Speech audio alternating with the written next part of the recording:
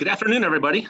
Thanks for joining us here remotely today for the Post and Courier's second Beyond the Headlines series. We appreciate you all taking the time out today on what I'm sure is a busy Thursday. It looks like we have almost 80 people participating and counting. So really happy to see that kind of involvement here today. My name is Mitch Pugh. I'm the executive editor with the Post and Courier, so I oversee the newsroom, all the news gathering, reporters, photographers, designers, not the opinion pages. So if you want to talk about that, you'll have to reach out to a different editor, but happy to talk to you about all the other stuff. Today, we're here to talk a little bit about a series that we launched last year to cover growth and development, not only in the Tri-County region, but across South Carolina.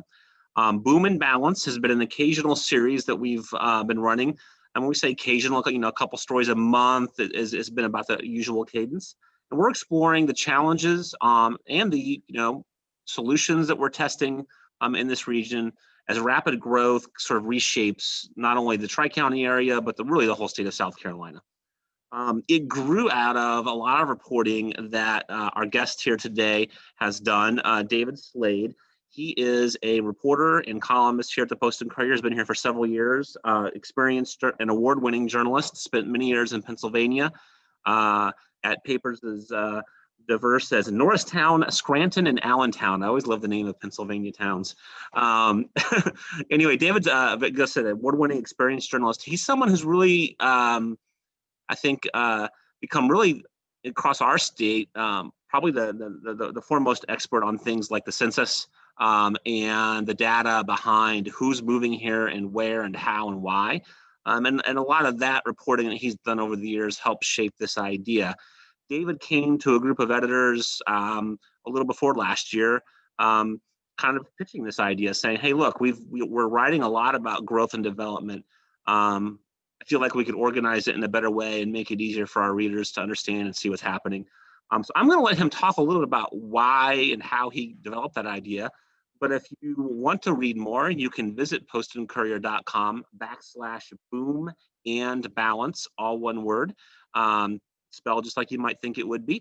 But David, I'm going to turn it over to you. Why don't you tell us a little bit about how you came up with this idea and how some of your previous reporting informed the concept?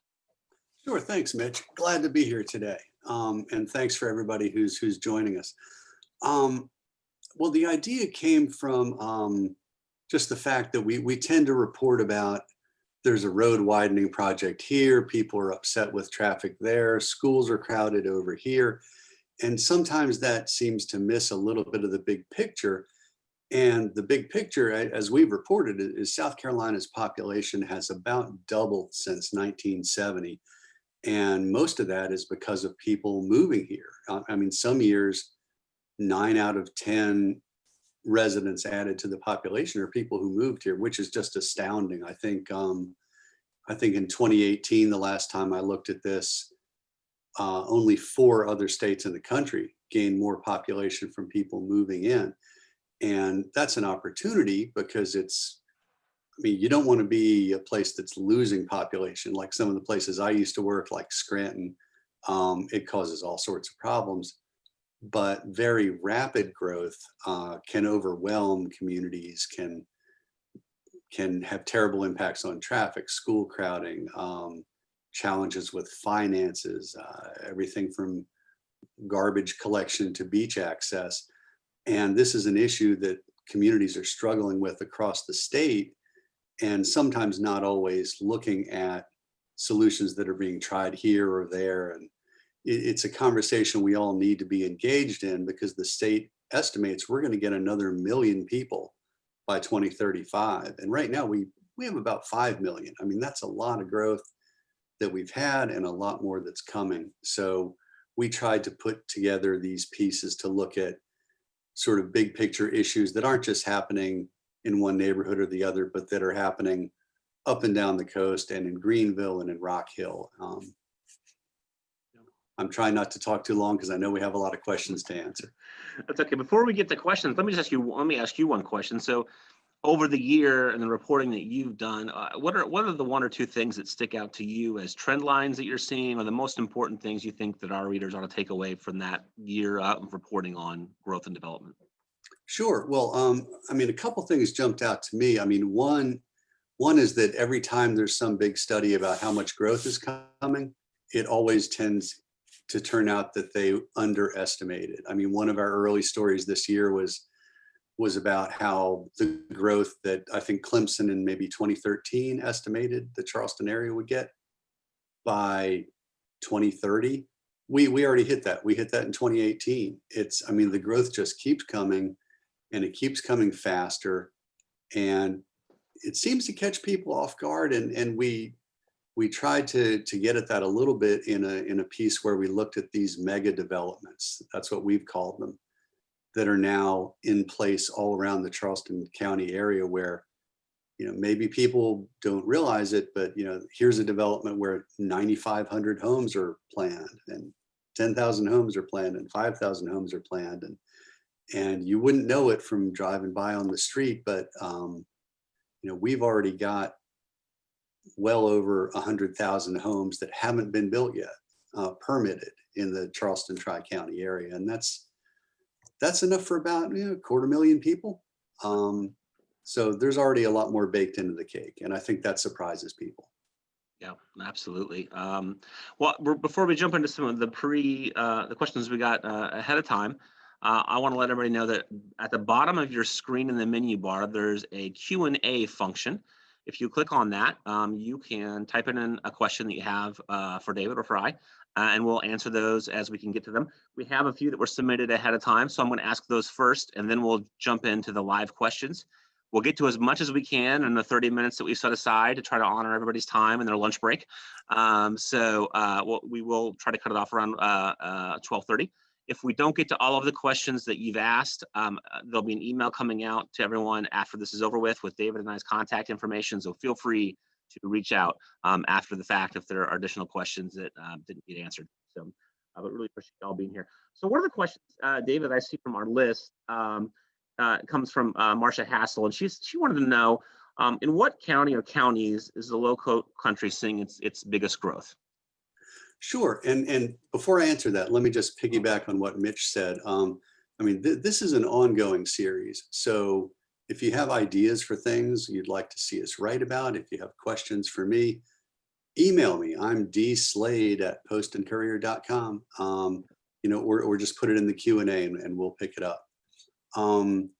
So yeah, the question though, as far as what counties, and I'm sorry, repeat the question, Mitch. Was it? She was wondering what county or counties in the Lowcountry are seeing the most growth. Sure. So among Charleston, Berkeley, and Dorchester County, this is one of these, it depends on what you mean questions. If you're talking about the actual number of people, Charleston County has seen the most number of residents added. But what really seems to matter more with growth and development is the percentage increase in the population, because that's where places get overwhelmed. I mean, if you're a county of 200,000 and you add 20,000 people over 20 years, you'd hardly notice. But if you're a town like Bluffton that had 1,500 residents and you add 20,000 more over 18 years, that's a really big deal. So in terms of just the pace of growth, Dorchester County, followed by Berkeley, followed by Charleston. And if you're talking about the actual number of people, it's the other way around: Charleston, Berkeley, Dorchester. Great. Reggie Fairchild asked kind of similarly, where are these people coming from? Where are most of the folks that are moving here coming from? That's what everybody wants to know. And you all might remember that, I mean, there have been bumper stickers and River Dogs promotions about Ohio. It's not Ohio. But there's a lot of movement back and forth between South Carolina and other neighboring southern states, but it tends to wash out because people move from here to there and there to here. The big net gains that we're getting, that's adding to the population, it's coming from the Northeast, New Jersey particularly, a lot of New York, cold weather states with high taxes. That's where most of the growth is coming from. Lots of Yankees. I moved here from Pennsylvania. Yeah. So I'll get to some more specific questions, but I'm going to try to summarize a few questions that kind of had a similar theme to them, which was, it seems like to a lot of folks, and looking to the questions that we got, this seems to be a common thread, that infrastructure needs like roads, sewers, solid waste disposal, how connected are the decisions that are being made about housing developments and building? How connected are those to the folks that are responsible for delivering on improved roads, sewers, solid waste disposal, et cetera? It does sometimes feel, I think, to those of us that live here, like those things aren't always connected. Can you talk a little bit about that process and why you might not see those things kind of be working in lockstep together? Yeah, absolutely. I mean, a lot of it just comes down to local governments and sewer authorities and people like that don't tend to build infrastructure before people get here. So it's always running behind. But I mean, more specifically, there's just not a lot of coordination. I mean, developers have to do traffic studies and things like that. But when someone comes in and builds, Cane Bay in Berkeley County with 10,000, homes, or builds subdivisions up and down Highway 41 in Mount Pleasant, nobody says, wait a minute, there's only a 2-lane road there. That's really not going to work. Or the Canehoy Plantation development up above Daniel Island, which is going to have 9,500 new homes. Well, they are at least widening Clements Ferry Road, but it's not going to be enough. And they don't really have a mechanism to tell developers, well, first you need to widen the road, then you can build all those houses. It just doesn't tend to work that way. And that's why you see governments scrambling to come up with all the money to widen roads. Water and sewer, at least, that's a little more organized because the water and sewer utilities collect impact fees from developers to fund the extension of sewer and water lines and add capacity to the system. So that's at least sort of baked into the way it all works. And then just to wrap up that thread, schools are the other big things. Schools have absolutely no say in development. Local governments approve developments, houses get built, owner-occupied houses do not pay 1 penny toward the operation of public schools, but it's their kids that fill them up, and the school districts just have to react to it. And that's part of why we have extra sales taxes now to help build schools. Gotcha. On a similar thread, Rick Dawson wrote in and wanted to know, why is comprehensive land use planning not regional? It seems obvious to him that the impacts that are generated from this are regional in nature, but it doesn't seem like there's a lot of cooperation. Can you talk a little bit about that? Sure. I mean, we do have a regional planning group, the Berkeley, Charleston, Dorchester Council of Governments. They tend to focus a lot on things like road planning and water and sewer, and they do lots of studies about what would be great. They were involved in planning for the high-speed bus line that's going to run from Charleston to Ladson. But what they can't do is tell local towns and cities or counties what to allow. And that's where the conflict comes in, because towns and cities and counties all have different approaches to growth and development, and they often have competing interests. Just a quick example, Charleston and North Charleston keep ending up in court because North Charleston keeps trying to annex property way out in West Ashley behind the Charleston city limits and allow development that Charleston doesn't think should happen, and then they end up in court. Gotcha. Kind of a similar thread here. Gretchen wanted to ask a little bit about, is there a place, a centralized resource, a web page, somewhere where one can go to see all the upcoming requests for housing permits or construction, so they can get a sense of what's happening, and if they want to, reach out to local governments and participate in that decision-making process? Sure. There's really not one for on the regional level, but a lot of towns and cities do have their own. Sometimes it's a map, like I think Mount Pleasant has one that's a map you can click on. What reporters mostly do is keep an eye on Planning Commission and Zoning Board agendas, and that's usually the first place that we see detailed information about what's coming. Gotcha. It's Speaking of not that, really, yeah, it's a little awkward if you're a citizen just trying to yeah, keep up to speed on it. then make sure you follow your local paper too, right? Yeah, and it's similar, kind of playing off that a little bit. Alyssa Van Marshall wanted to know if you could discuss a little bit about what are your sources? Where are you looking for this information? Is it government, private, to help you understand what the trends are and how to report on these changes? Sure. Well, on the local level, like I said, we monitor government, agendas because that's often the first look at what's coming. But for big picture things, we have there are lots of sources. We rely a lot on census data. We use real estate data that often comes from the realtor associations, building permits, business licenses, school district statistics, traffic data from the State Department of Transportation. And all these numbers are usually starting points for us, just a ways to put hard numbers on things. And then we start doing the reporting and asking why and what's being done about it and what's next. Gotcha. So I'm going to switch a little bit. I have a few more pre-prepared questions, but I'm going to switch a little bit to the live questions because some of these I think fit nicely. So one question we had was a city government of any kind, whether it's Charleston, I guess, or anyone. Are there staff positions or departments that some cities have or that cities should have to help them deal with this growth? What have you seen as you report on these issues? Sure. Well, and yes, towns and cities and counties, they have planning departments that are usually full of professionals who are good at this stuff, but and they can come up with plans, but ultimately it's the elected officials who make the decisions. And a lot of it comes down to sort of philosophies about growth and what people think the residents want. And this all plays into the huge debate over density, which is a feature of so many growth stories we write. Quick example about Mount Pleasant, which is has been a poster child for growth.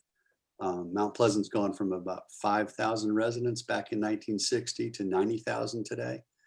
And a couple of years back, they put together this whole plan that came out of a committee and planning professionals called the Coleman Boulevard Plan, aimed at creating a dense walkable center in Mount Pleasant. And it turned out that the people who live in Mount Pleasant just hated that idea, ended up voting out most of the people on town council, and the town then went in the opposite direction and instead started limiting building permits and reducing the height buildings could be and things like that. So yeah, on the town, city, county level, you've got professional planning staffs, but then you have policymakers who are elected officials who might have different ideas as well. Makes sense. I've got a lot of specific questions about specific areas. Before we get to those, I wanted to hit one more kind of general question, and that is really about affordable housing. So one of the things that happens in a city that grows quickly or a region that grows quickly like ours is that the cost of living tends to increase, whether it be rent or a mortgage or buying a home. In regards to managing that and providing affordable or workforce housing for people that live here, Jimmy Stewart wanted to know: are there cities, counties that our area should be looking at that have done this right, that have maybe a great plan or a model that we should be taking a look at from your reporting? Yeah, that one's an easy one to answer. Charleston has done more than probably any city, not just in our area, but in the entire state.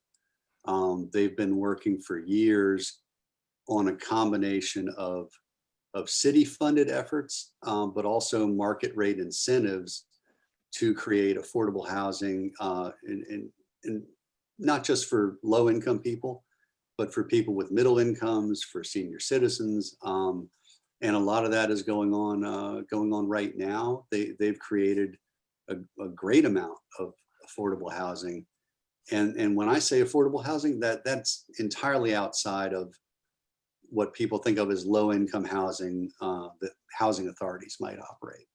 Gotcha. So for specific regions, I'm going to start with Daniel Island. I got a couple questions sort of related to that. One's from Jay, who calls himself one of those pesky Ohioans who's considering a home on Daniel Island. He wants to, from what he's seeing, he feels like Daniel Island is sort of near the end of its development in terms of what space is left. Where do you see the biggest additional home developments happening in the metro area?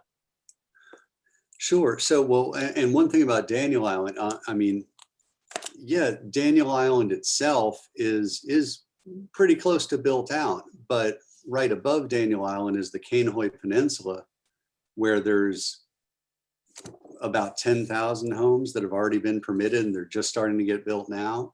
Daniel Island is going to see the impacts of that because they all use the same highway, which is in the process of being planned for widening. So, good things to be knowledgeable about if you're looking to buy a home on Daniel Island. Where the growth is really starting to come in our area is in these enormous developments sort of around the ring of the area. And I'm talking about out in Berkeley County, where you have Cane Bay and Nexton and Carnes Crossroads, and then in far west Ashley with Long Savannah and Kanehoy Plantation up above Daniel Island. I mean, these are all developments with 5,000 to 10,000 homes each, mostly on former timberland. They're town-sized developments. Summers Corner is another one. I think last time we counted, there were 10 or 12 of these. And then there are a few large infill projects that are really interesting. One is in the Charleston Neck area. That's the Magnolia project on the Ashley River. That's going to be thousands of homes. And then there's the one on Laurel Island, which used to be a landfill, which is going through permitting with the city of Charleston now. And they're also going to have a great number of homes. I don't know what the number is. So you're seeing infill move up the Charleston Peninsula into the Neck area, and then it kind of leapfrogs out to Berkeley County, and then on the edges of West Ashley, and all the way up to the Francis Marion National Forest above Daniel Island. Great, that's interesting. Speaking of Daniel Island, we have a question from Emily Boykin. She wants to know a little bit more about how we're going to connect Daniel Island with the rest of the peninsula, and she's thinking specifically from the end of Clements Ferry kind of towards that Neck area. What's happening over there, and what do you know about that? Sure. I'm not aware of any real serious talk about a bridge, which would be obviously very, very expensive. But there have been efforts to improve water taxi service, sort of turn it into more of like a commuter ferry, which is something that's been underutilized here. But if you go to places like Vancouver, they have boats running people all around. So I wouldn't be surprised if we see that continue to develop as Charleston Water Taxi continues to try to build that service. Interesting. So one of the big things, obviously, in this region, David, is the completion of I-526 and the impact that might have on John and James Islands. Jim Bowden wants to know a little bit more about the property values over there. What are we seeing as that project kind of continues to be in sort of a weird hold or slowly moving status? What's happening there with the property values from what you've seen? Sure. And I'll admit I haven't taken a close look at property values there recently, but I mean, that road project has been debated since the 1970s, and it's still going back and forth. But while that happens, Johns Island is continuing to develop pretty rapidly. And property values are continuing to rise there, just as they are throughout our region. It's if you go over there now and drive up Main Road, there are restaurants all over the place that didn't used to exist, and subdivisions to the left and the right, and that's continuing. And with continued growth, you get a continued increase in property values generally. Gotcha. So I got a question from an anonymous attendee, and they said they've heard that Mount Pleasant is getting close to being tapped out for further growth, and that Moncks Corner and kind of Berkeley County really is poised for some pretty significant and aggressive growth. Any updates or feedback that you can provide on that area, those areas? Yeah, that's right on point. I mean, Mount Pleasant is pretty much built out. I mean, there's just not really anywhere left to build in Mount Pleasant, and development going forward is going to be more sort of redevelopment. So growth is shifting where there's land available, and Monk's Corner, the Hanahan area, that's Goose Creek, that's all part of that trend. Gotcha. Question from Anne on the live Q&A. She'd like to see more attention to details of aesthetics, how things look. She's talking specifically, she says down here along WA Ravenel, it's beginning to look like Highway 17 in New Jersey. And I know there's been some talk about that. Certainly Mount Pleasant has some very specific rules and regulations around how things can look. How does that vary all up and down sort of this growth corridor? Yeah, that's an interesting one, because I mean, lots of people have pointed out, and I mean, I've noticed too, that it seems like particularly multifamily buildings, whether they're here or in New Jersey or Seattle, they all kind of seem to look alike now. As far as the architecture, in certain places like on the Charleston Peninsula or Mount Pleasant's Old Village, they have very strict rules about architectural review.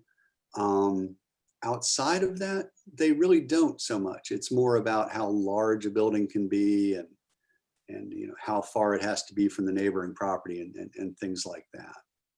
Gotcha. So I got a couple questions related to sort of the nexus of development and our environment.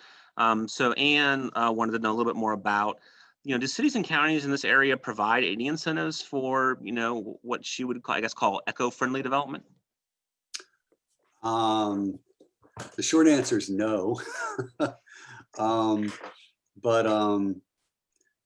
There have been a few efforts in that direction, mostly with the city of Charleston. And they tend to look at the idea of, if you have this chunk of land, instead of carving it up into, 100 lots and putting houses on it, maybe instead you can kind of cluster the houses over here and leave this part green space. That is a trend we've seen more of in Charleston. And in some cases, developers have proposed that themselves because, well, people like open space. But there aren't any good incentives that I'm aware of. Gotcha. So Jan has a similar question. As we see an increased focus on climate change and the impact it's having on our region and the environment as a whole, do you see there being greater oversight or different policies to help manage growth and development with climate change in mind? Yeah, we're already seeing that. I mean, it's coming slowly and very incrementally, but I mean, not so much government saying, hey, climate change is a problem, so we're going to do this, but more in terms of government saying, hey, flooding is a problem, and partly because of climate change. So we're going to require that houses be built a little bit higher. We're going to require that you have less impervious surface coverage, which increases stormwater runoff. So we are seeing things like that. We've seen impervious surface rules in Mount Pleasant and Pawleys Island. We've seen the requirement for how high houses have to be built above flood stage go from 1 foot to 2 feet in Charleston, Mount Pleasant, Charleston County. So yeah, slowly but incrementally, we are seeing that. Gotcha. Tom has an interesting question. He points out that when companies are relocating to a new area, many times they're required to include making changes to roadways in and out of their businesses when they're presenting their plans and when they're getting planning and zoning approval. He's wondering, why can't these sorts of requirements be placed on residential communities when they're doing the same thing? Sure. So what we see with residential development is often that they'll have to do something like pay to install a turn lane at the entrance to their development, maybe even contribute to building a roundabout or a traffic light. What we don't see is developers being asked to directly pay for widening a road that's obviously going to need to be widened because they're building 10,000 houses. So yeah, we see the turn lanes and minor traffic improvements, but not the real big picture things. So both Howard and Tom asked about impact fees, which obviously are sort of related to this. And Mount Pleasant does have some fairly significant impact fees, and may not be enough, but they have them.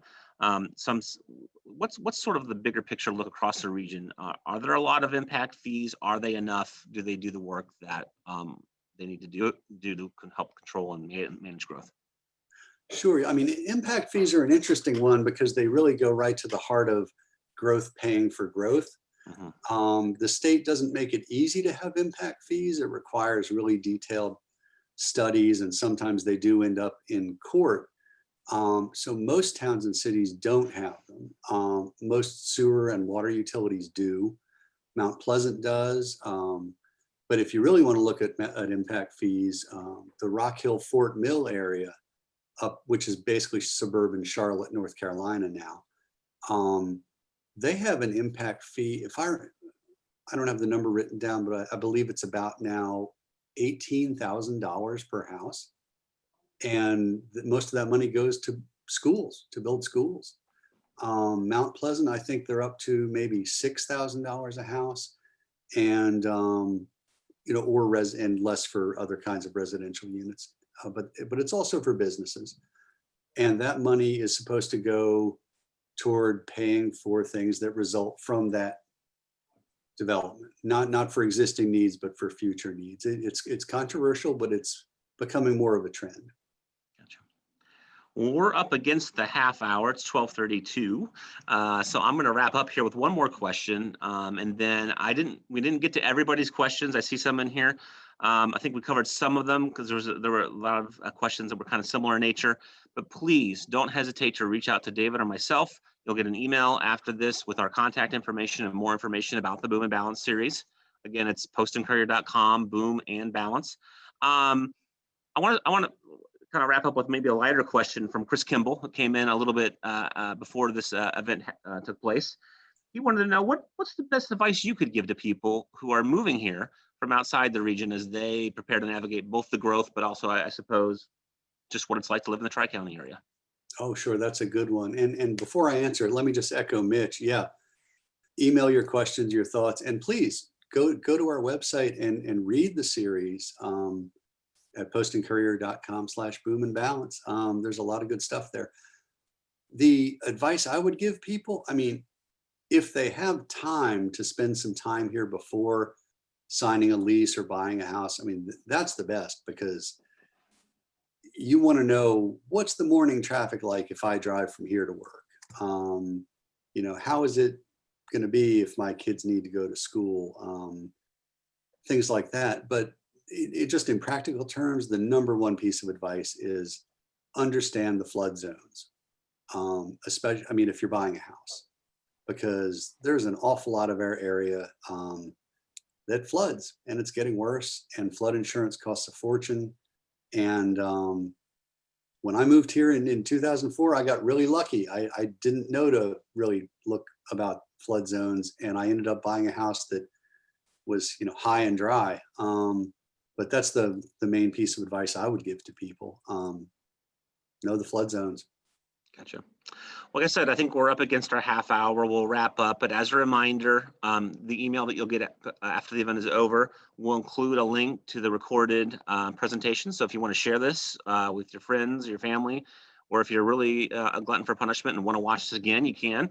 That email will also include contact information for David D. Slade at postandcourier.com, myself, Mitch Pugh, MPugh at postandcourier.com. We're happy to answer any questions you might have.